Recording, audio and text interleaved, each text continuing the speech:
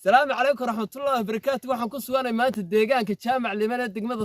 gobolka Togdheer waxaan halkan wadnay aniga iyo ninka kaamarada iga duubaya dhaankan oo aan ku wadna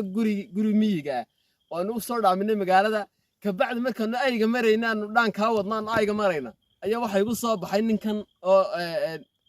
Saciid la yiraahdo ayaa nagu soo baxay markaas wuxuu ii sheegay inuu qorigii way cabeystay wuxuu istaag intuu waxaan baan aragnay ninkaas riyada qoriga nugula jiro istaag wiil qoriga way cabeeyay waan istaagnay ka bacdi markaas suuqa soo dhaqaaqay si adoon baa dadka ku qabtay qorigii annaga meeda taqaan horta adiga wali ma lagu qabtay in badanna waxa soo sheegteen ina ciidanka baraanka ma kugu sameeyay ninkan bay u sameeyay balaadu sicida ka warraad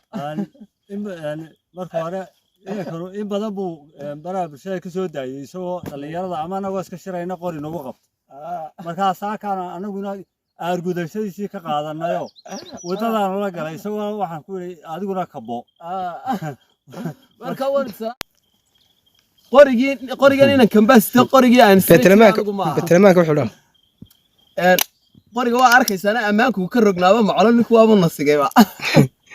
markaas qorigan sida jiray ma qorigan ninkan baale marka qorigu waxa weeye waxyaabaha wuxuu ka mid yahay khatarta ah dadku ka baqaan